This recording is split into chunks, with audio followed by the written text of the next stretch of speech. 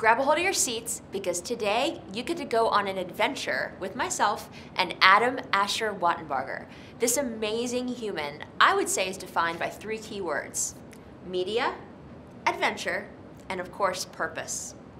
Let's take a look inside his innovative series called The Edge of Adventure, where he takes you to faraway places and meet some really amazing people doing purpose-filled missions that you would really never know about until he brought it to your attention. Let's take a look. Joining us this morning, Titania Jordan. Tatiana Jordan. I get the name right? Jordan? Titania. Titania. Okay. All right. It's Titania Jordan.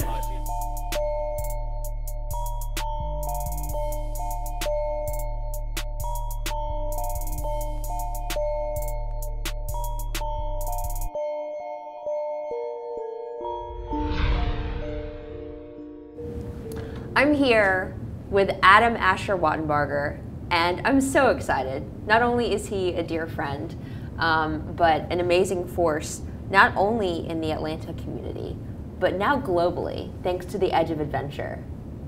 Ah, like cue the applause and like all the cheers and stuff. Like, dude, you're blowing up. Well, thank you very much, Titania. It's great to be here. Thanks for the opportunity to share with you and share with all of your viewers and followers. TheEdgeOfAdventure.com. It's been an exciting year. Started it just about a year ago, and thank you. I feel like it has taken off.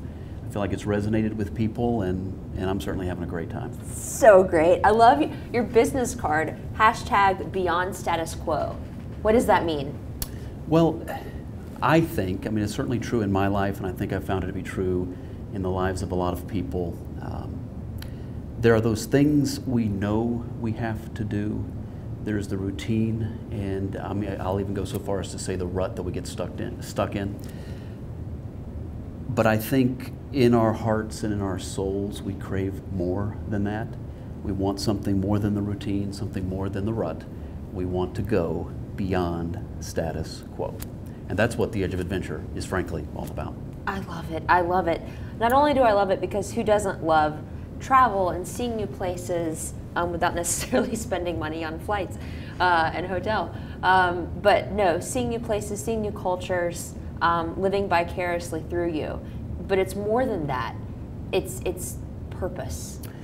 Correct. I really, when I founded TheEdgeOfAdventure.com, it was very much done because I had two words, two ideas that were with me constantly. And it was this idea of adventure and how I and so many of my friends crave adventure. Yes. And yet also the word purpose, because I know so many people, and I want to be one of those people as well.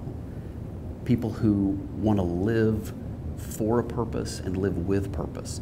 So the Edge of Adventure takes these two concepts, adventure and purpose, and blends them together into a digital platform, which is for those of us that want both of those things.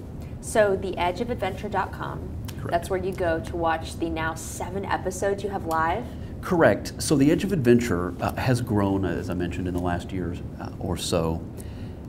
A part of it is a video series where I'm the host, and I take you and the viewers to a location that's off the grid, somewhere far from home.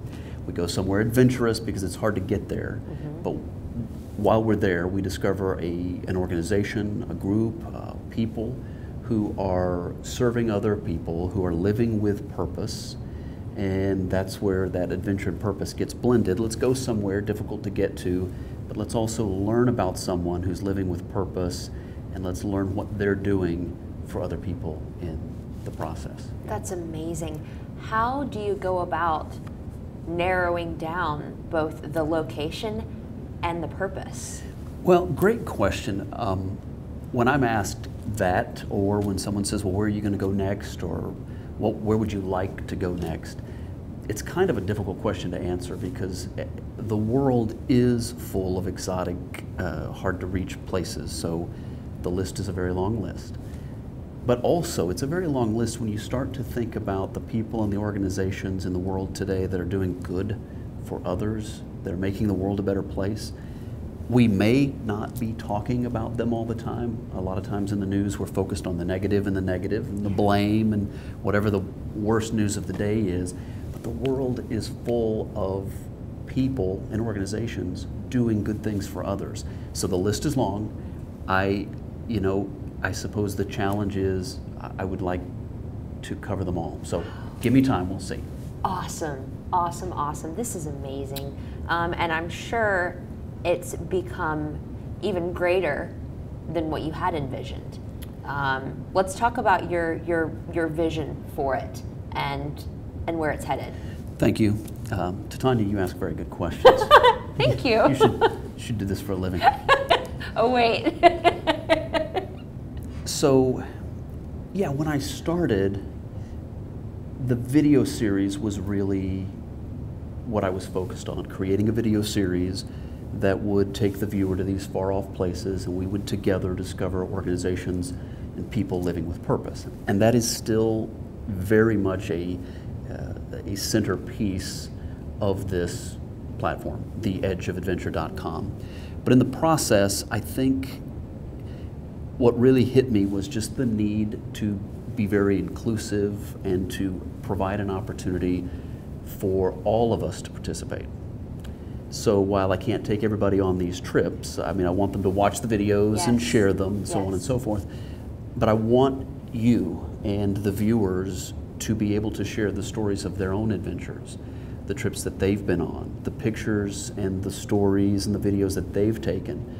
Theedgeofadventure.com is now also a platform for them to share their stories, and also I want to learn what, not just the adventure that they went on, but the purpose for the trip, what they learned from it, and how it affected them. So, theedgeofadventure.com includes now a blog and an audio podcast, as well as the video series, which the first one, of course, all 7 episodes have now been released, so they can tune in to theedgeofadventure.com, and it's all right there, and they can watch it online. Nice, that's huge, and I love how you're utilizing user-generated content with collective storytelling.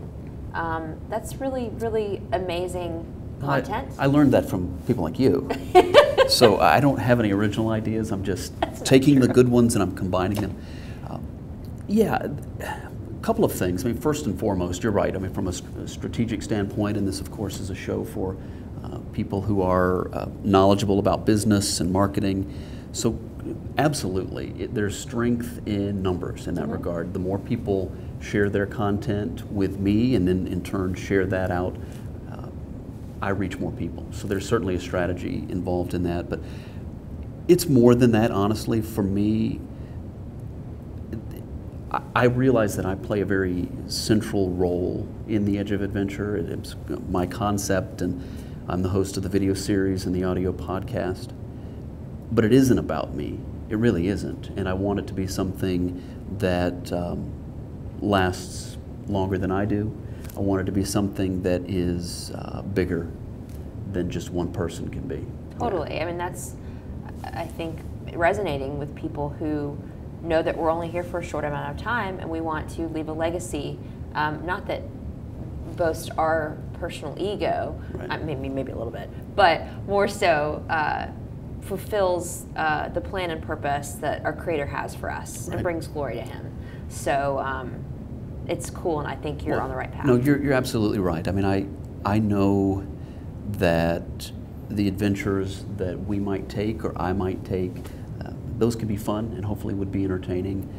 But what really makes the series and the platform valuable to me is that it highlights the fact that there's more to this life than just the things we have to do, or sometimes the little small box that we live in. And again, back to your question earlier, the slogan hashtag Beyond Status Quo, which, hey, fortunately you'll find that all over social media. So go to social media of your choice, look it up, hashtag Beyond Status Quo, and you'll find a lot of the posts and stories that we've been posting this past year. It's hard to find like a good, compelling hashtag these days that's not hijacked by something weird. Yeah, so good job yeah. with that. So yeah, people say, well, why did you choose the Edge of Adventure? And there's actually some meaningful answers I could give, but not the least of which is I had to find something, wanted to find something that was unique, both the URL being available, and if you've ever tried to find a URL, you know exactly what I'm talking about. Oh, they're all available, $60,000 or whatever it might be. No big deal. So don't hesitate. But wanted to find something that would be original and something also from a social media standpoint that wasn't already somebody else's, that someone else was using. Yeah, so. no, it makes sense. It's so cool when you find a friend in somebody who believes everything happens for a reason. And you do, and I do, and it's awesome.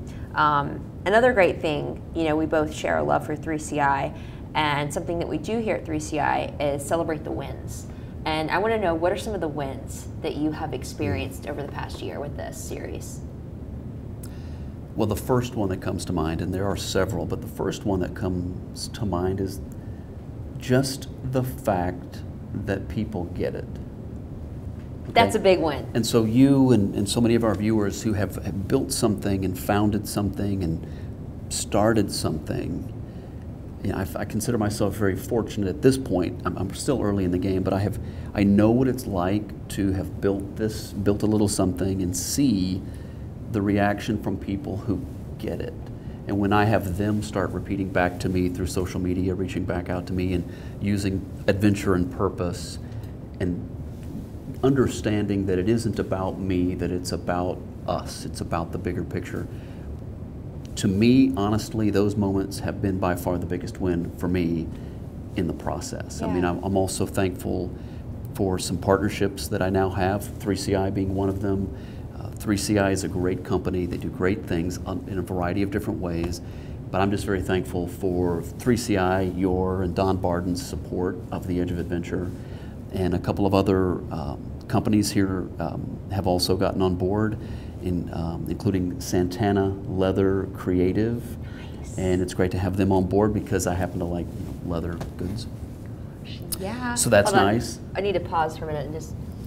Oh yeah. Yeah, and, oh, and actually, no kidding, the leather is very soft. Oh yeah, and it's like butter. No joke, but that was treated by Santana Leather Creative. So look them up; they're great folks. Awesome. And they also, much like the next sponsor that I'll mention, all of these guys care about what I'm doing. I mean, it's an opportunity for them to express the fact that they care about the bigger picture. So another great sponsor is ASW Distilleries. Yes. And I'm really proud of them. Those guys are great. They're great. Hey, I know you. Awesome. And so, yeah, I mean, the people are great. And as a fan of bourbon, I'm also very proud to have them on board as well. You know, bourbon can be handy in a pinch when you're on the edge of adventure. It can be. It can be. And it's gotten me through some, yes, some stuff. good. It's got me through some good times. Good. Yeah. So, that is. and some that's bad good. times too, but that's well, another story. But yeah, ASW Distilleries, Santana Leather Creative, 3CI, great companies that have been very supportive and good to me, so I appreciate it. Awesome, awesome. And the mom in me, speaking of like being in compromising situations, is totally like, oh my gosh, how do you stay on top of the vaccines you might need, and what do you bring with you in case of emergency when you are off the grid? Like, how do you prep for that and put people like me that are up at 2 a.m. worrying about you at ease? Well, I think the biggest thing is you don't think that much about it. Bad answer. And anybody you take with you signs a waiver. You know, you take the precautions you can. Like? And well, certainly you want to be sure that when you are in an area that's potentially dangerous, that you're with someone that knows where you should be and where you shouldn't be. That's key. I think that's probably the biggest key. Yeah.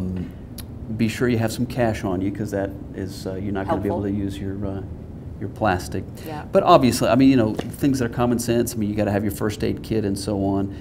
But I haven't had to use it, but I do recommend travel insurance. Yes. And then in the event that you do have something not so good happen to you, you do have the wherewithal to be medevaced out.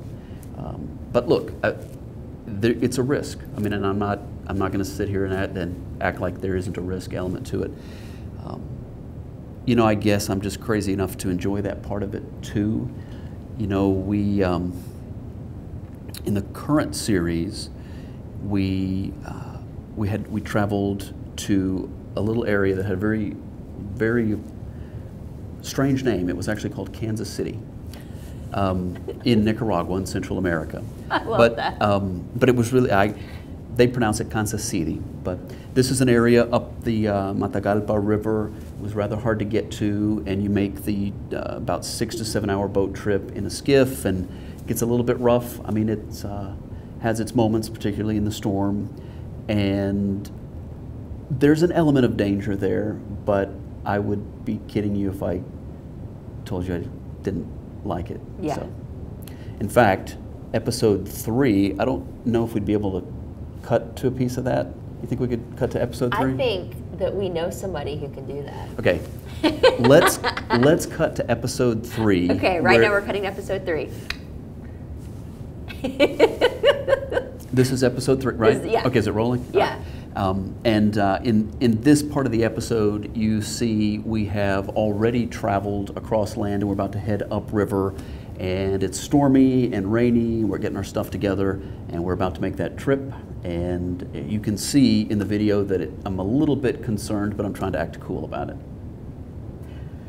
Yeah, so do you carry like a vial of something with you that, like, if things get really bad, you can just You know, be all right? no, you know be what? Out?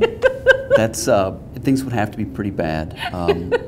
You know, I think, you know, this whole point kind of takes us to the side of the whole thing where I guess I know that people want to be able to make some of these trips, and either for financial reasons or time, or even in some cases just it's not their thing, or maybe they fear it a little bit, and that's okay.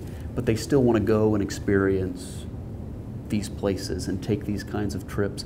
I think a part of what my job is to take people who can't or won't make that trip, take them on the trip, experience it a little bit, and take the adventure with us. Yeah. And then also discover the great purpose for which certain people are living on the banks of the Matagalpa River or in some other far-off country. Yeah, because so many people do that. I mean, you know, it's a part of their life.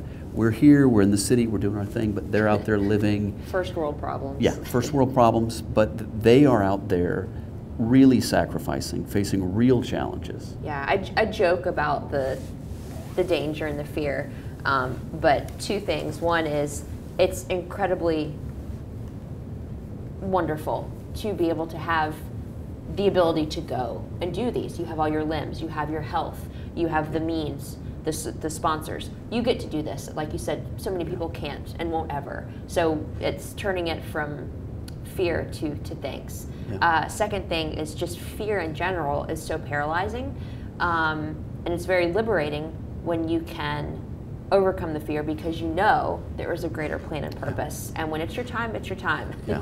So, you know, if God wants you to do this thing, like He's going to protect you from the scary things. And honestly, I don't believe in doing things that are foolish, and I certainly don't attempt in the series or don't have any plans to do things that are foolish.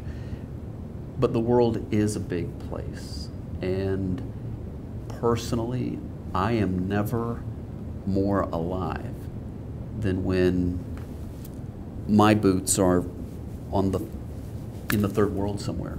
You know, when I can hear the sound of the dirt road underneath my boots. Yeah. You know, that's when I'm alive. When I'm meeting people for the first time, I'm in the market in some foreign country, seeing what their life is like, what they buy, getting to know the people. I'm never more alive than in those moments. So I have that feeling that I'm not alone in that. You know, I think other people share that, or they would if they had the opportunity. So a big part of what I want to do is give them that opportunity, and then ultimately to get connected with an organization that works in one of these places. Has a purpose. I love this blog, Wanders Miles. Wandersmiles.com. Awesome blog. Vanessa, very cool. She's the author. Yep. And in this blog, you name your top 3 adventures. You say that Nicaragua was number 1. Why is that? Right. Well, first of all, I want to give a shout out to Vanessa. Thank you. Met Vanessa actually through social media. We've never met in person. Oh, that's so cool. But she is a great adventurer, and she reached out to me and wanted to know more about the Edge of Adventure. And so that, if you go to theedgeofadventure.com, I've got a link there to her blog as well, so you can check that out and also follow along in the interview that she conducted for the blog. But yeah, to answer your question, Nicaragua, why would that be my top adventure? I think because it is the first opportunity that I've had to really take you, the viewer, along with me. And I've taken other trips, and when this idea sort of began, I guess, was when I was on these trips, and in some cases I was there by myself. And I remember thinking I would love to be able to share this with people. And as a media person, I started dreaming and said, okay, what if I turn this into a series and I allowed people to come along with me? So that would be why Nicaragua was one of the big, probably toward the top of my list right now. And of course, as you will see when you watch the series, I got to go and get to know what Mission Hope is doing there in Nicaragua on the banks of the Matagalpa River. And they're doing great work there. They are helping a people that, they're our brothers and sisters, but they do need help. And they're being taught things about agriculture, about hygiene. They're being given opportunities to further their education.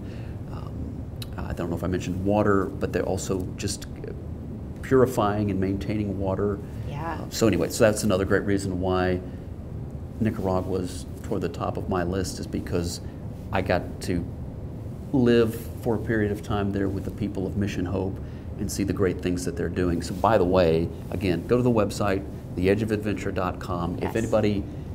If anybody sees that series and says, yeah, I like what they're doing, the only thing I want is for them to reach out to Mission Hope, to tell them that, to encourage them, to pray for them, and then of course if they feel led to give financially, be involved in that. Because is there a link?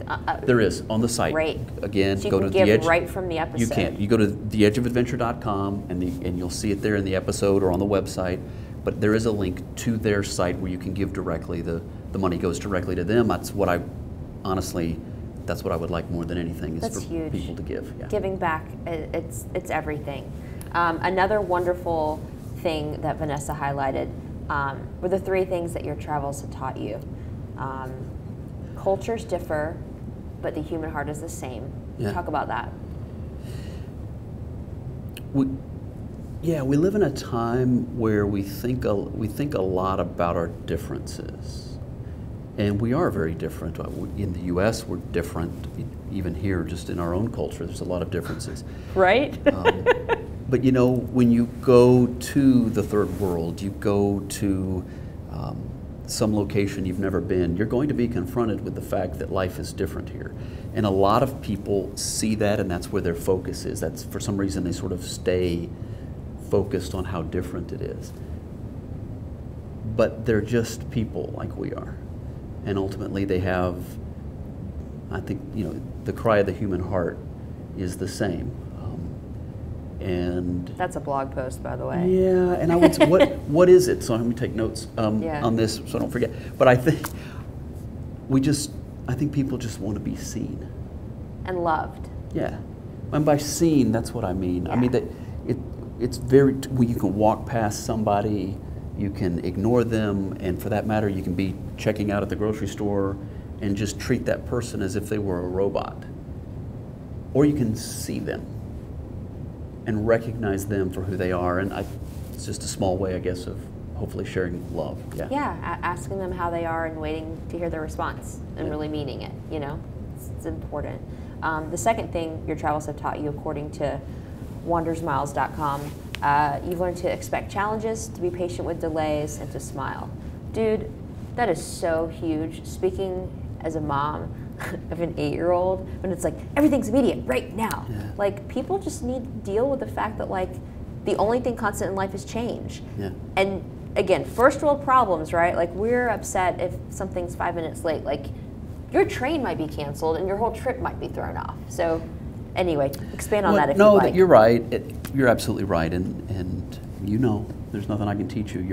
You're a mom, and you know how that is when you have your mind set that we're going to accomplish this today. We're going to go to this location, and this is, in my case, for the Edge of Adventure, that might be the objective, is to think you've got it all planned out a certain way in your timetable and the way you want things to be. But no, when you're far from home, you're off the grid. You're going to face some challenges. Things are going to come, pop up that you didn't anticipate. You have to deal with them, and you can't let the fact that it's going to take an extra day or 2 or 3 or 4 necessarily be frustrating, because those things happen and you don't have the kind of control over it. You might feel like you do here, but you know what? It's good advice for even going to the grocery store. Look, if something happens and it maybe thwarts the plan, don't forget to smile, because people see that, and I know, and there are people in my life who know exactly what I'm talking about, but I know that there have been times where I get frustrated with things, and then you can see it on my face, maybe even a lot more than I think. And as a traveler, as someone representing even our great country, I want them to see a smile. Well, that mindset spreads peace. Just this morning, this is super minor, maybe even dumb, but like whatever, I'm gonna share it. I was sitting at this light, and I'm like, it's gotta be broken. Like, it's red, and there's nobody coming this way, there's nobody coming that way. I could probably run it, but like, I don't wanna do that because traffic court in Atlanta is no fun. I've been there too. And I'm just sitting there at this light like, are you kidding me right now? Like, I wanna go, don't be late. And all of a sudden I was like, you know what? Maybe there's a reason for this. Maybe there's an accident that I'm avoiding right now, because God knows way more than I do. And I'm just gonna sit here and be thankful for this time that I have in my car. Is that when you did? Is that really long light? Is that when you did the dance party for? Because I saw that on her Insta story. That was another time where I chose to be thankful. Okay. In traffic. Wait a minute. You've been caught in traffic more than once? In Atlanta? In Atlanta? What? But yeah. Comes with the territory. Yeah. Shift your perspective. Yeah. Be thankful and patient in the waiting. And it can just shift your perspective, and it ripples out. Well, it's important to remember that the things and the tasks in the end don't matter as much as the people do. And if you keep that in mind, well, I'll just put it this way. When I keep it in mind, I know I'm doing better than when I forget it. When I get focused on the task or the thing, then that's when I'm going to hurt somebody or maybe convey a message I wouldn't intend to convey. Totally. Your third thing your travels will tell you, I love this, by the way, because I'm like a honey aficionado. You've learned that the honey in Cairo, Egypt is pure, and if you come down with a cough, you're going to need 4 heaping spoonfuls. That's all true, by the way, but it's also my idea of a joke. And that has a lot to do with the fact that when I was in Cairo, Egypt, I did come down with a cough, and I would say the family that I was staying with, they believed in home remedies. Yes. And it wasn't like here where I might run out to the store or the pharmacy and pick up something. Dayquil. Right. You wouldn't need anything else. They have honey, and they reminded me that the honey is pure. This pure honey. This pure. I want some of that. And it was very good. However, 4 heaping teaspoons is a lot. It's a lot. And but really, as the story goes, I was coughing, and I was having a hard time with it, and I think it had something to do with probably just the air quality, to be honest with you, in Cairo, which is unfortunately not good all the time. So struggling a little bit with that, and 1 heaping teaspoon, and I said, okay, great, thank you, that's enough, that's awesome, and I'm very appreciative, and they were like, more, you need more. And so boom, 2nd heaping teaspoon, I thought, all right, thank you, that's gonna help a lot. More, you need more honey. And part of the time you're thinking, this has partly to do with taking care of me, and they're also practicing their English. And so after 4 teaspoons, I managed to to be done. But anyway, 4 heaping teaspoons, that's your prescription if you come down with a cough in Cairo. Great. Well, my son will love that. But yeah, no joke though, the honey is pure, and it really is good. In fact, they took me to a location that they call Honey Island, and it's an island out in the Nile, and this is really what that area, a lot of what that area, I guess it's their economy, is they harvest and sell the honey. So That's anyway, amazing. yeah, It's amazing that you fun. got to experience that and see that. We could talk for hours, and I'm excited that I can go to theedgeofadventure.com and watch hours of content that is amazing and compelling and above all has a purpose. As we close, I want to know, what can everybody watching right now do to help you? What can we do to pour into you and support you as you go on this mission? Well, thank you for that. I would say mostly I would love people to visit the website and to share the content. That in of itself would be huge. If you like the content, if you feel like it's entertaining and valuable, please view it, comment, share, and so on and so forth. Then if you have been on an adventure and you would like to share some of the stories, or you would like to share the pictures or some video clips, there is a way on the website that you can let me know that you'd like to do that, and then my team will review that and we'll potentially take it a step farther. We vet everything a little bit, but we want you to be able to tell your story, so that would be another way you could help. I think I already mentioned, please help Mission Hope in this case. I'd love for you to get on board with Mission Hope and the great work that they do. And then one final thing, if you're a business owner and you like the Edge of Adventure and you think that what we're doing here is valuable, I'd love to talk to you about getting involved. Whatever that looks like, whatever that means, there's a place for you. So. Oh, I love it. Adam Asher Wattenbarger, theedgeofadventure.com. Everybody go visit it, support what he's doing, and thank you so much for being here. Thank you.